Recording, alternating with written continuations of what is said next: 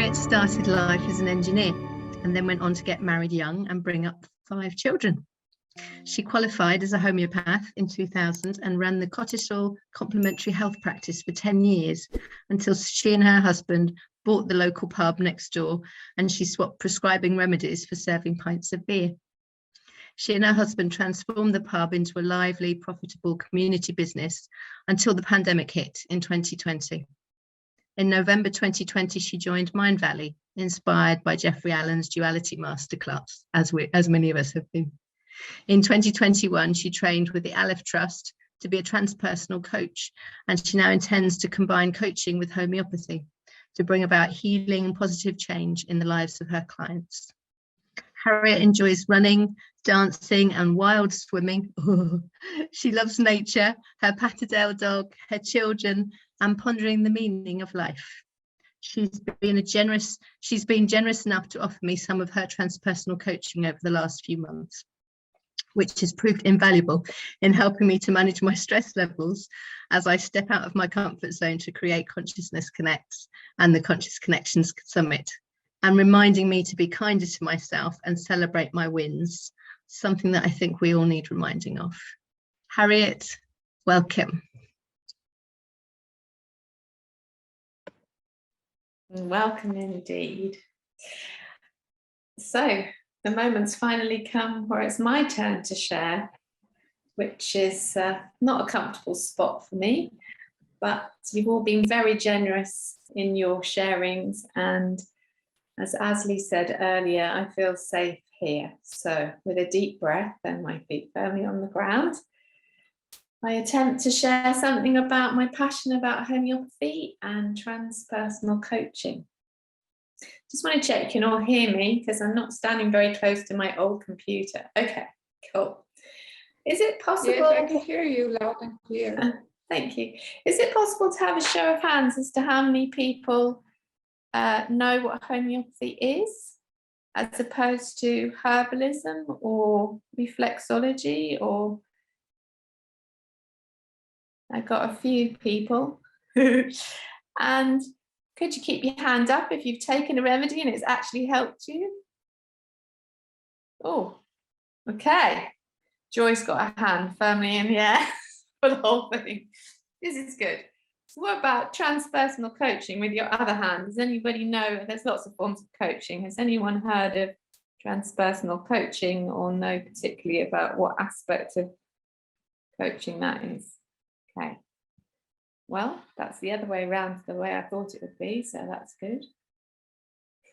So before I start wittering on, I really would like to say thank you to Kirsty and Julia again for creating this wonderful opportunity for people like me to share and connect. I met Arthur yesterday and he said, oh, a new person. I thought I knew everyone on this call.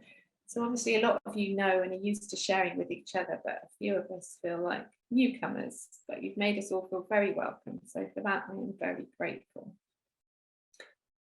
And I would like to take a moment just to use my intention with this group to connect to all of you and for us to connect as a group. So I just invite you to feel your feet firmly on the floor. Maybe feel your spine straight with your head pointing upwards to whatever is your source of inspiration. Maybe rub your hands together as Antonio showed us last night and make a lovely ball of energy that we can share into the middle of our imaginary circle from all the parts of the world where we are. And I'm just going to set my intention to connect and share with all of you. And hopefully you'll join me in sharing and pooling all of our knowledge in this living sacred space that we are connecting and creating together. Okay. So I'm here to share my passion about homeopathy. For those of you who don't know, it's little white pills that look like this. They taste of sugar. Kids love them because they don't taste like medicine. And they are a minute dose of an original therapeutic substance that's been diluted and succussed especially prepared to kind of keep the blueprint of the original substance. And it's just a stimulus. It's an energy medicine, stimulus to help the body regain its balance when it's become out of sorts for whatever reason. I'll leave the explanation about what transpersonal coaching is for later, and I'm going to attempt to share my screen. Okay, is this good then? Okay, so together with, I've put in a few little pictures as a visual stimulus for people who don't want to read the text, because the text is just there for me to remind myself what I wanted to say. So I would like to share with you my journey, and then go on a little journey at the end as a little guided meditation to include our journey in this summit and your journey, whatever comes up for you when we get to the end of it. So how I came to homeopathy is just a little introduction for me. And when I was my dad was a doctor, my mum was a nurse. Whenever we were ill, we were kind of left to sleep it off, or we were hardly ever allowed out of school. It was almost like if you had to be sick on the morning of the day that you were going to school in order to get a day off. And then when I was, I was generally good health until I was about 17, studying for my A levels. I suppose there was maybe quite a lot of stress, and I got glandular fever. Except I didn't know I had glandular fever because my dad told me I had tonsillitis. And I just wasn't getting better, and I got increasingly frustrated. And I remember walking into the kitchen one day and saying to my dad, you know, like, what's going on? Why aren't I getting better? And I heard my mum say, well, shall we tell her? And I was like, tell her what? And he said, oh, well, your blood test came back and you've got glandular fever. I said, well, why didn't you want to tell me? And he said, well, it's all in your head. And Kirsty actually very wisely said to me, even my dad knew back then this mind-body connection. He was a very conventional doctor, never enjoyed any of the conversations I tried to have with him about homeopathy or shared any alternative complementary medicine ideas, but he was onto something, or maybe I was onto the thing that he was onto. Anyway, my mum had the foresight to send me to a homeopath, and I got better very quickly, in about 3 weeks. So I remember thinking, And then there were one or two other things in my life where, you know, my lived experiences that the remedies really did help me. And I remember when I was really quite ill with my first child, I went to the doctor to try and get some help. And he said, well, I don't want to give you anything in case it harms the baby. And I thought to myself, well, harm the baby? What about harming me? So I wasn't very impressed with that. I went off to Boots, and they have these little grids where you can self-diagnose what's wrong with you. And I found one that helped and went off on my merry way. And it wasn't until my uncle said, you can actually study homeopathy, you know. And I was like, So I spent 6 years studying homeopathy when my children were little. And that was 30 years ago. And I have to say, it's my #1 medicine of choice, and has been since then. I've only been to the doctor when I'm absolutely desperate, and most of the times they've not really helped me. So I used to think, and I've been teased a lot, and certainly my family would call me a weirdo or, you know, a bit woo-woo, but actually I've come to realise recently that it's my lived experience. My lived experience is that homeopathy has helped me in a way that conventional medicine hasn't really. But I do use it complement, you know, it's not that I use only homeopathy, but it is my medicine of choice. So yeah, 5 children, busy, they get sick really quickly, but if you give them a good remedy, they also get better really quickly. And why is it that your children always get sick in the middle of the night? Always. Can't call the doctor in the middle of the night, or you can if they're really bad. But usually as a mum, you're on your own with your child and they're sick and they only want you. And it's pretty grim, I would say, a lot of the time, particularly if you're sick at the same time. You know, those magic synchronicities where they get the sickness bug and you get the sickness bug at the same time. Right. Anyway, so private practice for a while, and became quite isolated really, working as a homeopath. There's quite a hostile environment, I think, for it, although there's lots of good evidence. It doesn't lend itself to double-blind trials. It doesn't lend itself to being called much other than placebo. So, as Kirsty rightly said, when the opportunity came up to buy the pub next door, it wasn't something that I leapt at, but it was a lot simpler to serve a pint and people smile at you than it was to try and work out what remedy they needed. So that carried on for a long while until it wasn't fun anymore and it was too much like hard work, and it was 7 days a week, 24 hours a day.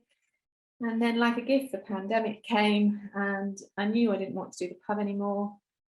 And so work stopped and I blew my life up, basically. Fun man valley. I've been putting it back together ever since. But little break in the journey, just to say, well, why would you be interested in homeopathy? Well, it can be used for literally anything, and it's individualized. This is just a little kit that you can use at home. And you can use it for things like a lot of complaints or a lot of things that happen to you that you just wouldn't normally treat, or you might take a paracetamol or an aspirin for example. But you can take them for headaches, you can take them when you trap your finger in the car door, when you fall over. Arnica is a great one. When you get a sore throat, you have a bit of a cough, all those sorts of things that you might just let become a bit of a minor inconvenience. But if you take a remedy, you're really helping your immune system. There's been a lot of chat about our health in the last couple of years. And for me, the overriding thing was the fear and this thought that you know, your health is not something that you can influence. The immune system hardly got mentioned at all, did it? And yet it's really, in my world, more than half of the story. You're your own health best expert instead of outsourcing your health to the doctor. And you know, you really can do a lot for yourself just from home. So I thought I'd say briefly about homeopathy for those of you that don't know. You can make a remedy from absolutely anything. They take plants, they take animals, they take minerals, they take sarcodes, a bit of disease tissue from human bodies, and miscellaneous stands for things like, there's a remedy from the Berlin Wall. There's a remedy which is used to kind of treat bullying, really, or real extreme boundary issues. They've made remedies from all of the colours, from all of the chakras, absolutely anything. And all of these remedies have undergone what's called a proving, where they're taken by healthy people once a day, every day, and then people record what symptoms they get. And then each remedy has a kind of remedy picture of things built up that it can treat. And then the word like cures like homeopathy is when you match those remedy pictures to symptoms in people. And when you get a match, it's energy medicine. So there's a resonance, and that enables your body to regain its own balance. And then there's no need for the disease symptoms to be there, and you get better. Nobody knows quite how it works, why it works, all of that, but I'd just like to throw this little picture at you of Dr. Emoto's water vibration work, which you may or may not seen. So these beautiful coherent patterns are when the water's been exposed to vibrational feelings of compassion or gratitude. And then the ones on the bottom are the kind of more, you know, there's one's quite extreme there, I will kill you, not coherent. So there's definitely something magic happening about the water that is not magic, but they just don't know what the science is yet. And the picture on the left just shows you that the thing that makes it homeopathy and not herbalism, one of the things is the fact that there's a serial dilution, which means that very quickly there's no molecule possible in the remedy of the original substance. So back to my journey again, got a different picture now. Same picture, different part. There is a prize at the end for knowing what the whole picture adds up to. What did everybody do in the pandemic when they knew it was happening, when they knew they were going to be locked down? I bought lots of paint, thinking that I was going to decorate my house. And I had all these diaries from when I was younger, I had a 5-year diary, and it was written in tiny, tiny, tiny writing. And I decided I was going to write it and put it up on the computer. But I think I only got as far as 1.5 years, and a lot of it was just undecipherable. But I think I started to connect back to my child and the inner me that I'd really lost over the years of motherhood, being married to a very dominant alpha male, running a pub, serving lots of pints, doing lots of washing up. Anyway, I started to meditate. I played a lot of Scrabble Go. That was a great app. Had to get rid of that. I was winning far too many trophies. I listened to a lot of podcasts. I read Glennon Doyle's Untamed. Has anyone read that? It's a great book. There's a Labrador that's brought up. No, there's a cheetah that's brought up with a Labrador, and the book starts where the Labrador tears off down the road after a pink fluffy bunny. But when the cheetah does it, it like doesn't stop. When the pink fluffy bunny goes into the distance, it just keeps on running. And Glennon Doyle's daughter like says, "What's wrong with the cheetah? What's wrong with the cheetah?" And Glennon Doyle says, "There's nothing wrong with the cheetah. It's just remembered it's a cheetah." It's this idea that we become tamed by life, society, ourselves, our minds. Anyway, I'm getting way off beat here, so I need to hurry up. So I've told you about homeopathy, something I left behind when the pandemic turned up. I've told you a bit about Mind Valley. Well, I didn't, I missed that bit out, but you know how brilliant Mind Valley is. She's showing me something. Yes, I'm okay. I'm good. Thank you. This transpersonal coaching. I found transpersonal coaching from the film Heal, which has Michael Beckwith. I'm sure some of you know him from Mind Valley, and Joe Dispenza. So it's all about this mind-body connection. And I went looking for a spiritual coach because there was someone on there, on that film, that was about spontaneous remissions, and it was all about the power of the mind over the physical body. And it came up with the Aleph Trust and this transpersonal coaching. And there are in fact 2 of you in the audience that have suffered, endured, enjoyed, benefited from my coaching. And it's just about broadening your sense of awareness about a particular issue. When we get stuck, when we get challenged, our minds run one model of thinking, and we just can't seem to see outside of that tunnel awareness. And transpersonal coaching is about accessing a broader sense of awareness and choosing your kind of next step or new way of looking at things on from there. Joy mentioned our friend Einstein, who did in fact do the equation on the right, but I'm not sure he's been attributed with saying this, but I'm not sure it was actually him. You cannot solve our problems with the same thinking we use that created them. And that just means you can't think your way out of a problem, no matter how much we're trained, how much we think we can. It rarely happens. We usually have to see it from a new, different perspective. Often this happens chatting with a friend. Transpersonal coaching is about accessing that place, space, so that you can do that. It's about you finding your own answers. The coach shouldn't really be offering you much, just facilitating you finding your own answers. So I'm kind of arrived now at the space where I would like to use the homeopathy with the coaching. My experience was that a lot of the time people got better, a lot of the time people didn't get better, a lot of the time people got better and then didn't get better. It was all a bit of a mystery. Jeffrey Allen's given me a wonderful new way of looking at that, which of course, if it's energy medicine, you shouldn't expect it to play out in the same way that the material world does. You know, person comes, I find a remedy. It's not cause and effect. It doesn't work in the same kind of way as Newtonian physics and the scientific world. And then I've discovered this amazing homeopath who I've known about for ages, Dr. Rajan Sankaran, and he is doing this great work where it just seems to marry up perfectly. He works by charting remedies and organizing them into groups. So all the minerals from the periodic table, he's discovered that there are themes that run through all of the remedies, and it's about the evolution of consciousness. How about that? So there are 7 series, 7 columns in the periodic table if you ignore the transition nipples in the middle. And you start at the far left-hand side, and the main themes of the remedies are oneness and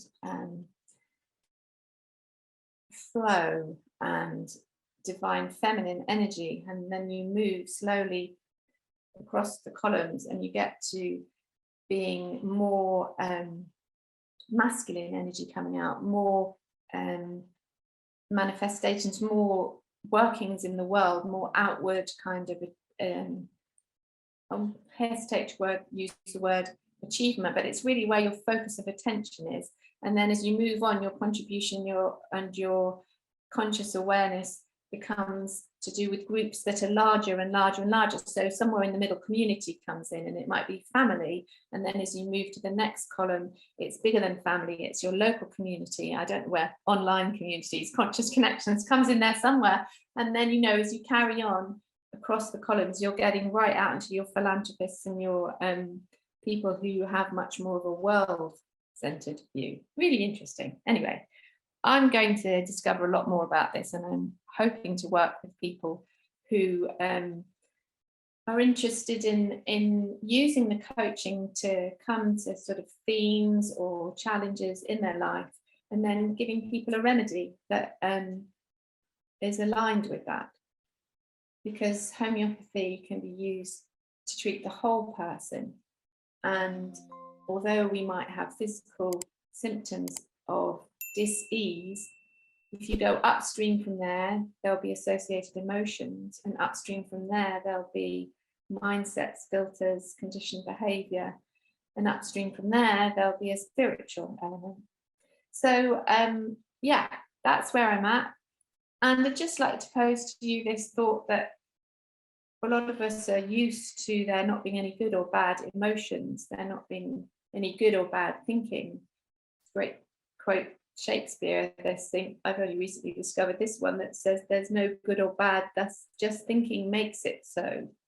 But what if there are no good or bad physical symptoms of disease? They might be uncomfortable, but not good and bad. And it's really this idea that the body's simply trying to do the best that it can with the resources that it has in the moment where you are at. It's no different from how we think about, or how a lot of Mind Valley likes to think about emotions and thoughts and you know, inner child work, all of that could be encompassed in it. So that's where I'm at. Oh, I've given away my answer to what the picture was. So all the little pictures add up to one big picture. And I think what I'm trying to say is, you know, the coaching, the homeopathy, you can zoom in, you can look at any particular part. And for me, transpersonal coaching isn't about, so it's about putting all the pieces together, as indeed the homeopathy is, but it's not really so much about zooming out, it's about what that picture actually means to you, what the thread, the golden thread, if you like, what the underlying themes, and then using the remedy to move you on to the next stage of your journey. A lot of these things arise in our lives, don't they, as gifts, challenges dressed up as gifts, dressed up as challenges, and they're just the portal, the vehicle for transformation for your next step. So I'd really like to know what your thoughts are on this picture. We're moving away from everything that I've talked now about, and I'd like anybody to take a guess as to what this picture is about.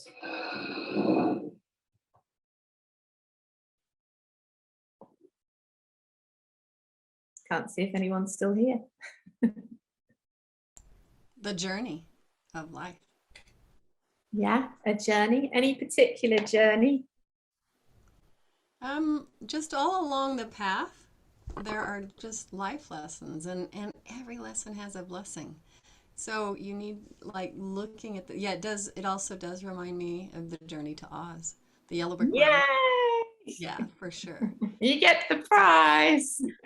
Well, I'm not, you need to look at the chat, baby. Okay, sorry. I agree with Celeste. She's the first one who said I'm worried if I look at the chat that you'll see the chat, but maybe I shouldn't. Oh, it's okay. There we go. Yes. So that got me thinking, that really got me thinking, the Wizard of Oz, and how I just like to look at this picture for a few minutes, and then maybe we could go on a guided journey if we've got a few minutes left. Yes, we've got a few minutes left. So just feast your eyes upon the image and imagine yourself on that path. If you like visual stimulation, you can carry on looking. Some people, I think, maybe are more sensory in other ways. So, you know, if it helps for you to shut your eyes, you can shut your eyes. But otherwise, I invite you, every time I look at this picture, I see something else. So I'm happy for people to unmute and tell me what they see, but it really depends on what you want to focus on. So you might be standing on the path and see the flowers to the right. There are some small little houses just here. There is the depiction of the Emerald City. Often we're focused on where we're going or the end destination, and then we miss the journey along the way. We miss smelling the flowers. We miss seeing the little bird here. The little, I think this is a fox. The way the artist paints this picture, it's a massive canvas, and she puts it on the floor and she blobs the paint down from up high, and then she puts the detail in over the top. And then there's this beautiful rainbow and this beautiful blossom. There's so much to see, so much detail. We might imagine the characters that we meet along the yellow brick road. I don't know if any of you can remember who they were and what they brought to the story.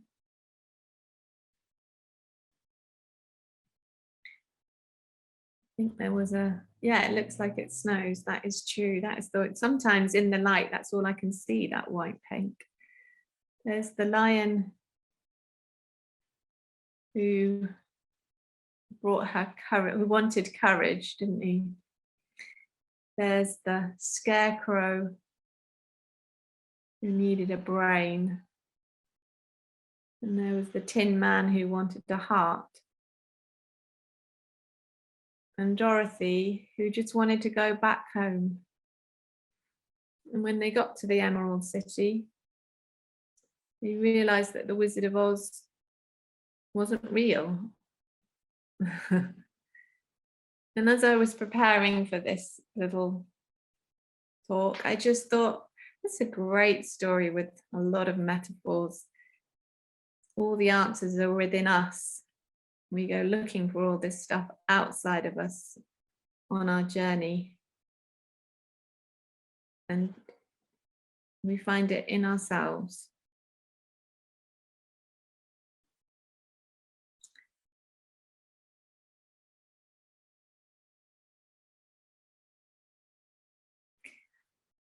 So I'd just like to spend maybe 5 minutes doing a brief meditation, and then maybe we could have some breakout rooms and we could share what came up for people in the journey, if that's okay with you, Kirsty and Julia. Yeah, okay.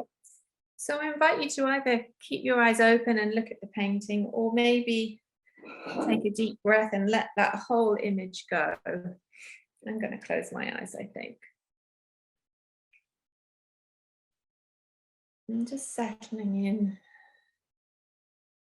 to this very present moment with all of us here. Taking a few deep breaths to settle into your chair. Using your in-breath and its natural ability to receive, and your out-breath's natural ability to soften and let go.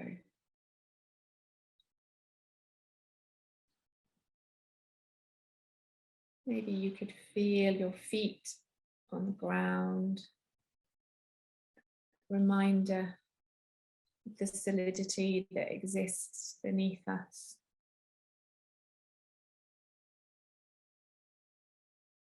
And whilst you stay with your breath, you could sense that connection down to the ground.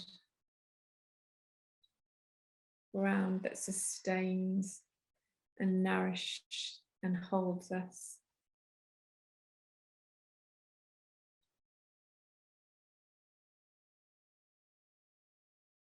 And just see if you can feel the felt sense of being held and supported by the earth, and by the natural rhythms of your life. Staying connected to your breath, natural rhythm, sustaining your life. Maybe you can feel the base of your spine where you're sitting in the chair, that weight of your body just resting. And what comes back from the earth, that sense, felt sense of being held.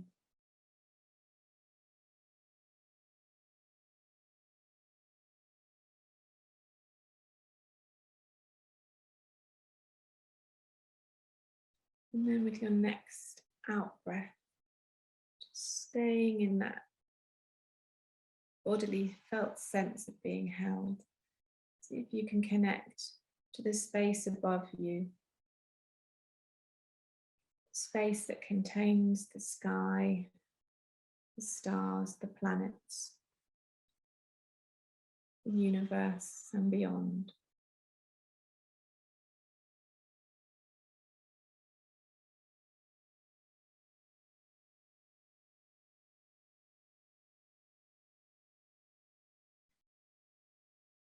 Knowing that you are the connection between your source and your ground.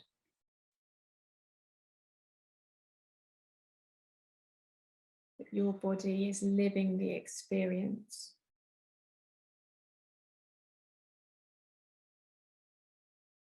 This connection.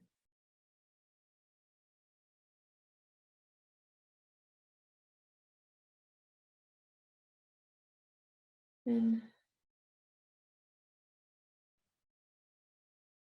just notice what you notice without judgment or opinion.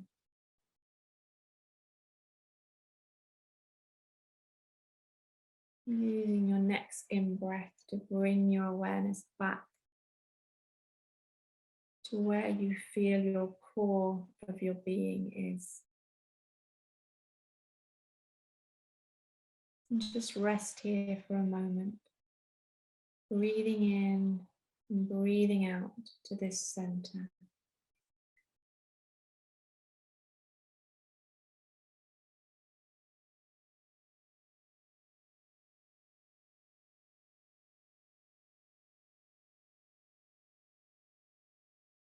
And then perhaps you could expand your sense of space all around this center. Notice that your experience is not limited to your physical body. You can be aware of a space within and without your body. And just with each successive in and out breath, see if you can expand this sense of self outwards.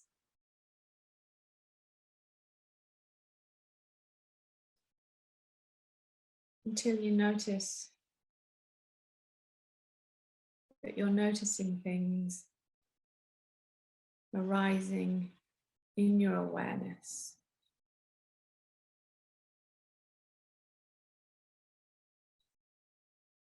And that this awareness is an expression of your whole life, just like your whole life is an expression of this awareness.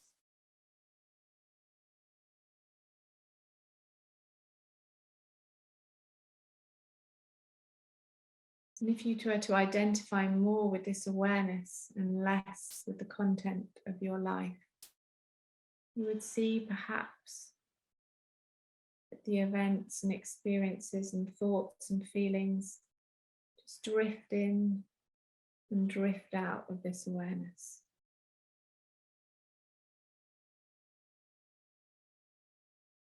Much like the painting that we saw, this awareness is a bit like the canvas upon which your life is painted.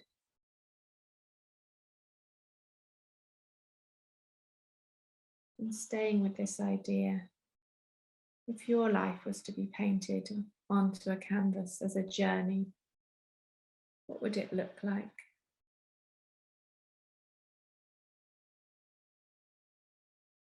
Would there be a path? Would there be a sky? What would you paint as the events that have shaped your life, as the themes that have sought to be played out?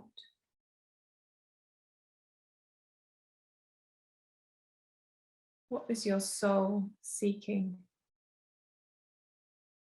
What was your soul expressing through you and through the story of your life?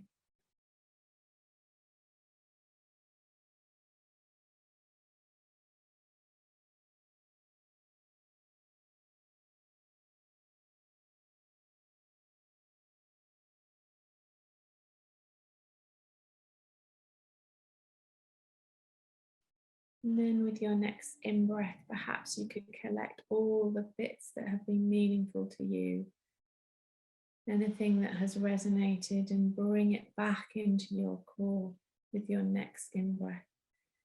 And leave everything behind that has not been helpful.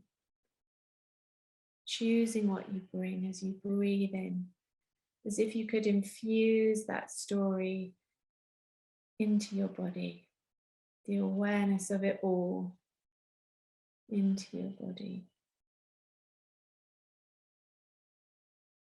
And with your out breath, let go of anything downwards, down through your feet into the ground.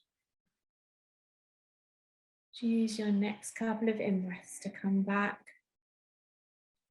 into the awareness through your senses of hearing, touch.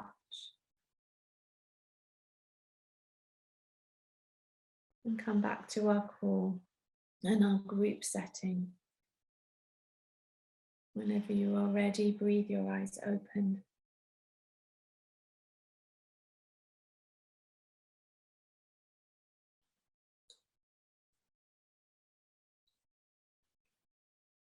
And maybe with the few minutes that we have left, we could just have a quick little breakout room for people to share whatever came up for them in their journey. Well, thank you, everybody. I know we don't have any time for much more, so thank you for We've listening. got time, well, maybe 3 minutes for if there's any questions or any takeaways from that. Johnny's looking like he wants to say something. Go for it, Johnny. Yeah, thank you so much, because it kind of was fascinating for me. I had a conversation with Linda, and I was asking what she was getting from the painting, trying to understand it. And she said, well, and I hope you are okay with me mentioning this, Linda. So, but my painting probably would be like a more rocky and a dark place. And that kind of opened me that, wow, this hits me more than when somebody is telling their story of hardship. We all have these stories and we talk about them. But the fact that she kind of pulled the painting in front of my eyes really hit me in my heart. And then she said, well, what can we do with it? And earlier we talked about painting of poppies behind her, which was really resonating with the painting you just showed, the same colors, the same impressionistic style, and that was touching her. She loved that for her own reasons. So then the discussion became, wow, what if poppies would be in that painting that is the one that you just mentioned? And then she said, you know what? poppies typically grow in places like that, you know, where there is a barren land and things like that. So suddenly it kind of opened the opportunity to look at the barren landscape, which was her painting, and to see the poppies pop in there and being the natural place for them to grow. So suddenly I felt something like, wow, this is something beautiful, because this is where Linda could excel in her barren landscape with her poppies. So it was just beautiful. That is beautiful. Yes. Yes. And that occurred to you as she was talking? Yeah, in our conversation. So the whole, let's just say that your exercise, because we were thinking about this, like how can your exercise actually trigger us, facilitate us, right? And it did facilitate our discussion on symbolizing and associating emotionally with our context and things that we can discover in our context. Lovely. Thank you so much. Thank you. Thank you for sharing. Go for it, Joy. Yay! I got back in. I couldn't hear anything. It was making me nuts. I just wanted to tell you, Harriet, I loved it. I loved every second of it. I loved your meditation. I loved your picture. And I feel so much connection to your journey and mine. So, yeah, just huge love. Well, I think maybe I will come and find you, because I am thinking that the muscle testing, which I'd kind of used, would be a key tool for, you know, there are 4,000 remedies and there's only one person sitting in front of you. And I think, yeah, so I'm going to come find you if that's okay. Okay, super. And it's also in my course, which is what I'm promoting from here. Tap into your magic, unlock your intuition, and own your energy. But I just would like to talk to you. So yes, please find me, baby. Thank you. Thank you. Thank you, Harriet. You absolutely shone. Absolutely. Thank you so much. Okay. Cheers. Thank you. Bye-bye.